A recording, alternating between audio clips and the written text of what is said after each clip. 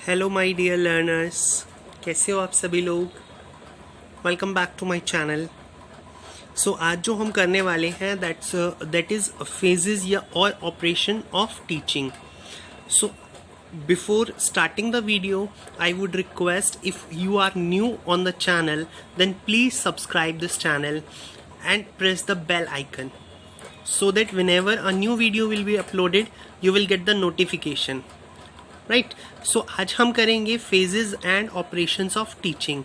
सो phases की अगर हम बात करते हैं तो यहाँ पर हमारे 3 फेजेस आते हैं, pre active, intermediate and post active. Intermediate को हम इंटरएक्टिव फेज भी बोलते हैं। सो प्री एक्टिव फेज जो होता है बेसिकली होता क्या है इसको समझना है। Pre active teaching, because these are the phases of teaching. तो यहाँ पर हमें क्या करना है, यहाँ पर हमें टीचिंग में जाने से पहले मींस टीचिंग करने से पहले जो हम एक्टिविटी करेंगे वो हमारी प्री एक्टिव फेज के अंदर आती है। यहाँ पर हम क्या करते हैं, टीचिंग प्लान या जो लेसन प्लान होता है उसको हम प्रिपेयर करते हैं। यहाँ पर हम लेसन प्लान प्रिपेयर करते हैं according to the objective of teaching, right. इसके बाद आता है हमारा करिकुलम। जो हम टीचिंग करेंगे, जो भी हम लेसन प्लान प्रिपेयर कर रहे हैं वो किस में कर रहे हैं, करिकुलम के अकॉर्डिंगली, यानी जो कंटेंट फॉर द टीचर है। जब लेसन प्लान बना लेते हैं, लेसन प्लान बनाने के बाद हम करिकुलम के ऊपर बेस्ड होता है। इसके बाद हम सोचते हैं कि हमें उसकी प्रेजेंटेशन कैसे देनी है, ठीक है। प्रेजेंटेशन के बाद हम करते हैं कि उसके लिए अलग अलग जो टॉपिक्स होंगे, अलग अलग जो कंटेंट होंगे, उनके लिए हम किस तरह का स्ट्रैटेजी यूज़ करेंगे, टीचिंग स्ट्रैटेजी क्या होगी हमारी, वो हम प्री एक्टिव फेज के अंदर डिसाइड करते हैं। देन हमारा आता है इंटरएक्टिव फेज या इंटरमीडिएट, मतलब जैसा नाम से पता लग रहा है बीच का फेज है ये, यानी क्लासरूम के अंदर जाने से पहले और क्लासरूम में जाने के बाद, क्लासरूम से होकर आने के बाद का के बीच का जो फेज है तो वो हमारा होता है इंटरमीडिएट फेज। मतलब जब आप एक क्लासरूम के अंदर जाते हो बीइंग अ टीचर, जब आप जाओगे क्लास के अंदर परफॉर्म करने, तो वो आपकी इंटरएक्टिव फेज कहलाती है, ठीक है। तो इसके अंदर क्या होता है, प्रेजेंटेशन आ जाएगी कि आपकी कि किस तरह से आप प्रेजेंट करते हो, डिलीवरी ऑफ द कंटेंट आ जाता है, ठीक है।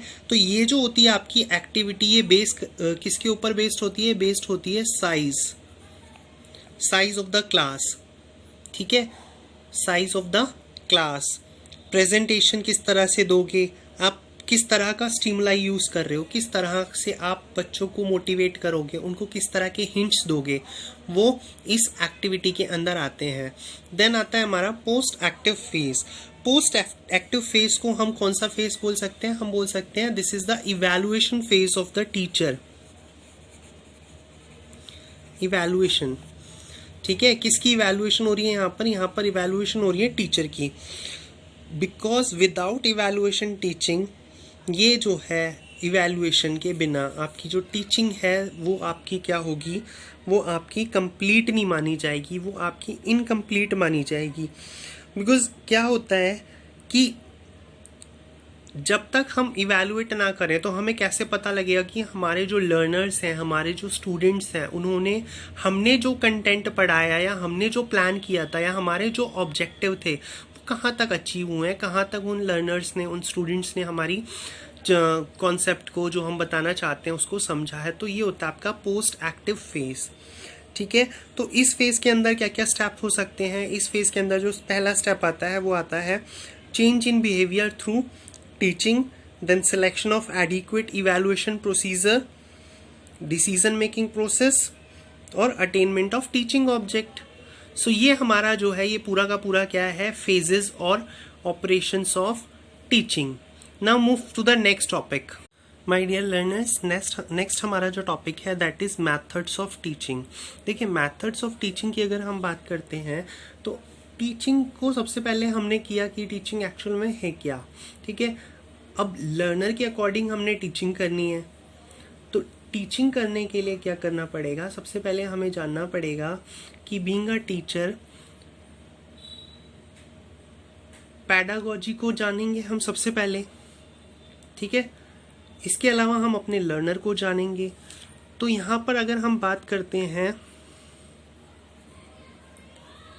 पैडागॉजी एंड लर्नर, इसके अलावा पैडागोजी और लर्नर के किसके अकॉर्डिंगली आ रहा है हमारा, हमारे सब्जेक्ट के अकॉर्डिंग। ठीक, सब्जेक्ट के अकॉर्डिंग जब ये आएगा तभी हम जब ये काम कर पाएंगे, तभी हमारी होगी इफेक्टिव टीचिंग। तभी हमारी क्या होगी, हमारी इफेक्टिव टीचिंग होगी। सो यहाँ पर हम दिखा रहे, मैंने आपको दिखाया है कि 3 तरह के कंपोनेंट चलते हैं, telling, showing and doing. Methods of teaching में सबसे पहला होता है टेलिंग। टेलिंग मेथड कौन सा है, जैसे हम बोलते हैं लेक्चर मेथड है, डिस्कशन मेथड है, क्वेश्चन आंसर्स है, वो क्या होता है, टेलिंग होता है। ठीक है।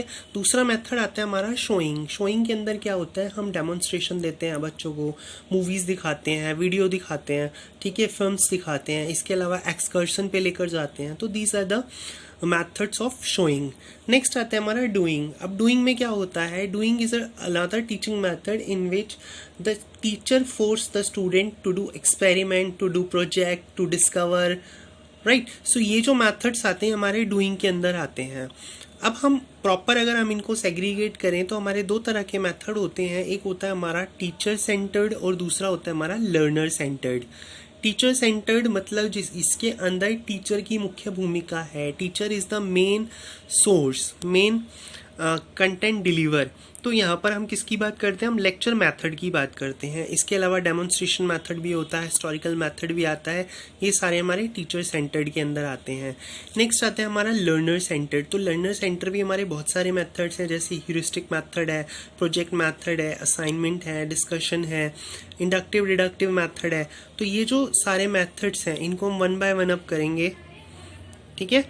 सो सबसे पहला मेथड है हमारा लेक्चर मेथड। ये सबसे पुराना मेथड है लेक्चर मेथड, ठीक है, मोस्ट कन्वेंशनल मेथड भी बोलते हैं इसको, और ये डोमिनेटिंग होता है। डोमिनेटिंग का मतलब कि ये टीचर सेंटर्ड है, तो सिर्फ इसमें टीचर का ही रोल होता है। इस मेथड के अंदर क्या होता है, बेसिकली टीचर एक्सप्लेन करता है फैक्ट्स को, प्रिंसिपल्स को, या चीज़ों के बीच में रिलेशनशिप को, ताकि जो स्टूडेंट है वो उसको समझ सके।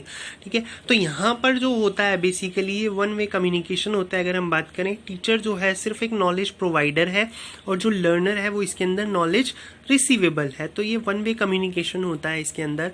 जो टीचर का रोल जो होता है वो तो होता है आपका एक्टिव, और जो लर्नर होता है इसका रोल होता है पैसिव। अब ये मेथड जो होता है बेसिकली ये डिपेंड करता है टीचर के अंदर क्या क्वालिटी है। ठीक है। अगर वो कोई कंटेंट इस तरह का पढ़ा रहा है जिसमें स्टूडेंट्स को नींद आती है, होता है हिस्ट्री एक ऐसा सब्जेक्ट है जिसमें नॉर्मली स्टूडेंट्स को नींद आती है, पढ़ना ही नहीं चाहते, बोरिंग सब्जेक्ट होता है, थ्योरी का सब्जेक्ट बोरिंग होता है, बट बहुत सारे टीचर्स ऐसे हैं जो इस सब्जेक्ट को, इस तरह की जो सब्जेक्ट है उसको और मज़ेदार बना देते हैं। ठीक है। अब क्यों, क्योंकि वो डिपेंड करता है कम्युनिकेशन के ऊपर। टीचर्स इसके अंदर कंटिन्यूसली बोलता है, ठीक है, कभी कभी उसमें क्लास में क्या होता है, वो जोक्स भी सुनाता है, ठीक है, कंटेंट को बहुत मज़ेदार बना के बताता है, स्टूडेंट्स को मज़ा आता है उस चीज़ में। ठीक है। एक ही कंटेंट होता है लेकिन जो टीचर्स होते हैं वो अलग अलग होते हैं। तो एक टीचर तो उसको बहुत बोरिंग बना रहा है और दूसरा टीचर बहुत इंटरेस्टिंग बना रहा है, तो हम बोलते हैं यार उस वाले टीचर की क्लास में बड़ा मज़ा आता है, ये तो बोरिंग है, ना ही आए तो अच्छा है ना। तो वो लेक्चर मेथड के अंदर इसी तरह की चीज़ें होती हैं। अगर टीचर स्टूडेंट से कुछ क्वेश्चंस पूछता भी है, ठीक है, तो उसमें क्या होता है, मेन पर्पस उसका कि जो बच्चों को कन्फ्यूज़न है वो दूर हो जाए। तो ये जो होता है इसमें सिर्फ क्या होगा, हम कह सकते हैं कि बहुत सारे स्टूडेंट्स को हम एक साथ बता सकते हैं, लार्ज नंबर ऑफ स्टूडेंट्स को टीचर बता सकता है। ठीक है। टीचर क्या करता है, इसमें सिर्फ फैक्चुअल इन्फॉर्मेशन देता है। सो ये कुछ क्वालिटीज़ हैं लेक्चर मेथड की। और इसके अलावा इसके कुछ अगर हम नेगेटिव पॉइंट्स कहें तो इसके नेगेटिव पॉइंट्स भी हैं, बिकॉज लिमिटेशन तो सभी में होती है। तो इसमें क्या होता है, अब स्टूडेंट एक्टिव ही नहीं है। सबसे पहली चीज़, स्टूडेंट का रोल क्या है, पैसिव। अब स्टूडेंट जब एक्टिव ही नहीं है तो वो कभी कभी ना बोर हो जाता है, सुनने में मज़ा नहीं आता, पढ़ने में मज़ा नहीं आता। अब जब पढ़ने में मज़ा नहीं आता तो क्लास उसको बोरिंग लगता है, वो उसको अवॉइड करता है जाना। ठीक है। इसके अलावा स्टूडेंट को अपनी प्रॉब्लम सॉल्व करने की अपॉर्चुनिटी नहीं मिलती इसके अंदर, है ना, उसको लिमिटेड अपॉर्चुनिटी मिलती है अपनी प्रोग्रेस को चेक करने की। इसके अलावा इंटरेस्ट नहीं आता कई बार। ठीक है। जो थोड़े इंटेलिजेंट स्टूडेंट्स होते हैं वो बोलते हैं चल बकवास है, इसकी क्या पढ़नी, इससे तो हम बुक में से पढ़ लेंगे, वो ज़्यादा ठीक है। सो वो क्या है, it's a lecture method, right. I hope आपको क्लियर हो गया होगा। नेक्स्ट जो आता है हमारा, वो आता है हमारा डेमोन्स्ट्रेशन मेथड। अब जो डेमोन्स्ट्रेशन मेथड होता है, बेसिकली डेमोन्स्ट्रेट यानी डेमो से नाम से पता लग रहा है कि आप क्या कर रहे हो, आप स्टूडेंट को कुछ स्किल्स सिखा रहे हो, आप स्टूडेंट को कुछ स्किल्स के बारे में बता रहे हो, ठीक है। अब वो किसके थ्रू बताते हो, आप बताते हो डेमो के थ्रू। तो ये क्या है, basically a method in which the learner are provided with a model performance or skill demonstration by the teacher in live form or electronically operated। मतलब आप डेमो दिखाते हो स्टूडेंट को, चाहे आप उसको फिजिकली दिखाओ या फिर आप इलेक्ट्रॉनिक वे में दिखाओ, मतलब पीपीटी के थ्रू दिखाओ, कंप्यूटर के थ्रू दिखाओ, कुछ करके बताते हो, ठीक है। जैसे मैंने आपको लास्ट वीडियो में, आपको याद होगा तो मैंने बताया था, हम लोग जब पढ़ते थे तो हमें बताया जाता था सिर्फ एक पिक्चर दिखा के कि दिस इज अ एप्पल, है ना। आजकल वही चीज इलेक्ट्रॉनिक वे में दिखाते हैं, 3D शेप में बता देते हैं स्टूडेंट को कि यस एप्पल इस तरह का होता है, बड़ा भी होता है, छोटा भी होता है, या जो भी चीजें हैं इलेक्ट्रॉनिक वे में बताते हैं, तो वो हमारा डेमो दिखा रहे हैं, मतलब डेमो के थ्रू बताते हैं। हम तो सिर्फ पिक्चर्स के थ्रू देखते थे, लेकिन आजकल डेमो भी दिखाते हैं, ठीक है। तो ये क्या होता है, it's basically it is a very useful to teacher to teach certain skills when learners are actually shown the procedure. जब आप उसको दिखाते हो ना, तो स्टूडेंट उसके अंदर एक्चुअल में सीखता है, ज़्यादा से ज़्यादा उसके अंदर वो स्किल्स आती हैं, इफेक्टिवली वो उसको एक्सप्लेन कर पाता है और सीख पाता है, ठीक है।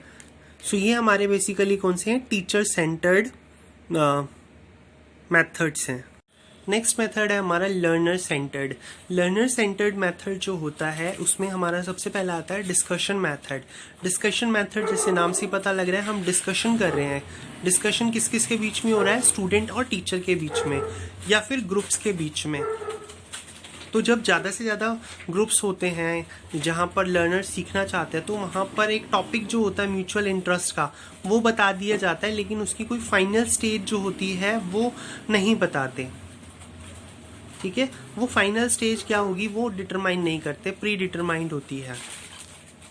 तो इसके अंदर क्या होते हैं, बेसिकली डिसिप्लिन्ड और फोकस्ड एक्सप्लेनेशन होती है आइडियाज़ की, बिलीव्स की, अंडरस्टैंडिंग की, ठीक है, ताकि स्टूडेंट्स जो है उस टॉपिक को और इजीली समझ सके। लर्नर को ज़्यादा से ज़्यादा इंडिपेंडेंट वे में बताया जाता है। इसके अंदर मिक्स्ड लर्निंग होती है, इंडिपेंडेंट लर्निंग होती है, स्टूडेंट्स ज़्यादा से ज़्यादा सीखता है। नेक्स्ट आता है हमारा ह्यूरिस्टिक मेथड। ह्यूरिस्टिक मेथड जो है ये दिया था H.E. आर्मस्ट्रॉन्ग ने। ह्यूरिस्टिक मेथड बेसिकली एक ऐसा मेथड है जिसके अंदर क्या किया जाता है, जिसके अंदर स्टूडेंट्स को इन्वॉल्व किया जाता है, ठीक है। स्टूडेंट्स को इस तरह से इन्वॉल्व करते हैं, इस तरह से प्लेस करते हैं कि वो कुछ ना कुछ सीख पाएं, स्टूडेंट इसके अंदर डिस्कवर कर सके। तो इसमें हम बेसिकली जो साइंटिफिक टेम्परामेंट होते हैं, ठीक है, या इंक्वायरी की जो स्पिरिट होती है, spirit of inquiry among the learner, उसको हम डेवलप करते हैं, उसको हम प्रमोट करते हैं ह्यूरिस्टिक मेथड के अंदर। तो आपका ये नॉर्मली एग्जाम में आ जाता है, heuristic method is developed by which with whom। तो आप बता सकते हो ह्यूरिस्टिक मेथड जो है आर्मस्ट्रॉन्ग ने दिया था, और ह्यूरिस्टिक मेथड के अंदर डिस्कवरी की बात की जाती है, स्टूडेंट सेंटर्ड है ये अप्रोच, राइट। नेक्स्ट आता है हमारा डिस्कवरी मेथड। डिस्कवरी मेथड का मतलब है लर्निंग बाय डूइंग। आप लर्न कर रहे हो किसके थ्रू, दिखा के, कुछ करके, ठीक है। तो अगर हम एक चाइनीज प्रोवर्ब की बात करें, वो बोलता है आई हियर, मैं सुनता हूँ मैं भूल जाता हूँ। आई सी आई रिमेंबर, मैं देखता हूँ तो मुझे याद रहता है, और मैं करता हूँ तो मैं समझ जाता हूँ, आई अंडरस्टैंड। मतलब क्या है, देखिए जब मैं आपको ये लेक्चर दे रहा हूँ तो आपको हो सकता है ये बोरिंग लगे, आप भूल भी जाओ और सो जाओ, ठीक है, आप सुन के भूल जाओगे। लेकिन अगर मैं आपको ये लाइव दिखाता हूँ, किसी टॉपिक को लाइव बताता हूँ, तो आपको वो चीज़ें याद रहती हैं, और अगर आप उसको खुद करते हो तो आपको और अच्छे से क्लियर होती है ना। मूवी देखते हो तो आपको क्या होता है, आपको याद रहता है कि यार उसकी स्टोरी ये थी, उसमें ये हुआ था, या उसमें वो हुआ था, तो वो चीज़ें हमें याद रहती हैं। तो ये जो डिस्कवरी मेथड है, ये ब्रूनर का मेथड है, ब्रूनर ने इस मेथड को दिया था। इसमें स्टूडेंट और टीचर साथ में काम करते हैं कोऑपरेटिव मोड के अंदर, ठीक है। तो ये हमारा है डिस्कवरी मेथड। नेक्स्ट है हमारा प्रोजेक्ट मेथड। प्रोजेक्ट मेथड जो होता है बेसिकली एक्सप्लोरेटरी साइंटिफिक मेथड होता है। एक ऐसा टास्क होता है जहाँ पर हम जो लर्नर होता है वो इन्वेस्टिगेशन करता है, ठीक है, जो उसके इंटरेस्ट का एरिया होता है। आप लोगों ने देखा होगा क्लासरूम में आपको प्रोजेक्ट्स दिए जाते हैं, ये आपको करना है, ठीक है। तो अगर जो स्टूडेंट का जो एरिया ऑफ इंटरेस्ट होता है अगर वो उसके अकॉर्डिंगली करता है, ठीक है, वो एक्टिविटी करता है साइंटिफिक टेम्परामेंट को ध्यान में रखकर, तो वो हमारा क्या होता है, प्रोजेक्ट मेथड होता है। इसके अलावा और भी छोटे छोटे मेथड्स हैं, जैसे हमारा एक आता है ब्रेन स्ट्रॉमिंग, ठीक है। ब्रेन स्टॉर्मिंग मतलब ब्रेन के अंदर एक्टिविटी करना। मतलब यहाँ पर क्या होता है, क्रिएटिव ग्रुप्स बना दिए जाते हैं स्टूडेंट्स के। उन क्रिएटिव ग्रुप्स के अंदर क्या होता है, कुछ ना कुछ एक्टिविटी दे दी और कुछ ना कुछ उनको बता दिया जाता है। उनको एक प्रॉब्लम दे दी जाती है, एक टॉपिक दे दिया जाता है और वो उनकी क्रिएटिविटी के ऊपर बेस्ड होता है कि वो उसको किस तरह से सॉल्व करते हैं। इसके अंदर कुछ राउंड्स बना दिए जाते हैं ब्रेनस्टॉर्मिंग के और आइडियाज़ को उनके निकाला जाता है। पार्टिसिपेंट्स जो होते हैं उनसे टाइम टू टाइम पूछा जाता है क्वेश्चंस को और उनके जो आइडियाज़ हैं उनको हम इवैल्यूएट करते हैं। तो ये ब्रेनस्टॉर्मिंग मेथड है। इसके अलावा एक मेथड आता है आपका रोल प्लेइंग, ठीक है। रोल प्लेइंग मेथड भी होता है। रोल प्लेइंग के अंदर क्या होता है कि आप एक रोल प्ले करते हो क्लासरूम के अंदर, ठीक है। जैसे हमें स्टूडेंट्स को कुछ टॉपिक पढ़ाना है, सपोज मुझे स्टूडेंट्स को बैंक के बारे में बताना होता है, ठीक है, या मुझे उनको कोई हिस्ट्री का कोई टॉपिक पढ़ाना है, तो मैं उसके लिए क्या करूंगा, स्टूडेंट को वो रोल असाइन कर दूंगा। जैसे मैंने बैंक का बताना है तो बैंक के अंदर मैंने बता दिया कि एक पर्सन जो है, एक स्टूडेंट जो है वो रोल प्ले करेगा कैश डिपॉजिट करने का, एक स्टूडेंट है कैश विदड्रॉ का, एक जो होगा रिसेप्शन पे बैठेगा, एक हेल्प करेगा। सो इस तरह से मैंने उनको एक पूरा का पूरा फ्रेमवर्क बता दिया कि बैंक के अंदर ये चीज़ें होती हैं। तो वहाँ पर जो स्टूडेंट रोल प्ले करेंगे उनको क्या होगा, वो ड्रामेटिक सिचुएशन के अकॉर्डिंगली समझ जाएंगे, ठीक है। उनको ह्यूमन रिलेशन समझ में आएगा कि किस तरह का होता है। रियल लाइफ सिचुएशन होती है तो वो उससे इमीडिएट फीडबैक भी दे सकते हैं, ठीक है। इससे उनके अंदर डेवलप होती है सोशल, ठीक है, social skills, decision making skills. और इससे क्या होता है, उनका जो एटीट्यूड होता है वो भी चेंज होता है टुवर्ड्स द सोसाइटी, ठीक है। सो ये हमारा रोल प्लेइंग होता है। इसके अलावा छोटे छोटे मेथड्स एक दो और हैं, वो आप लोग देख लीजिएगा। अगर आपको कोई लगता है कि मुझे एक्सप्लेन करना है तो मुझे बताइएगा, I will definitely explain it. So dear students, dear learners, आज के लिए बस इतना ही। अगर आपको ये वीडियो पसंद आई तो प्लीज़ इसको लाइक करें, अपने फ्रेंड्स के साथ शेयर करें, और अभी तक अगर आपने इसको सब्सक्राइब नहीं किया है चैनल को तो सब्सक्राइब करें और मुझे कमेंट करके ज़रूर बताएं, क्योंकि आप लोगों के कमेंट मुझे मोटिवेट करते हैं ज़्यादा से ज़्यादा, ठीक है। So thank you very much, God bless you and all the best. क्या ध्यान रखना है, GRF हमारा है।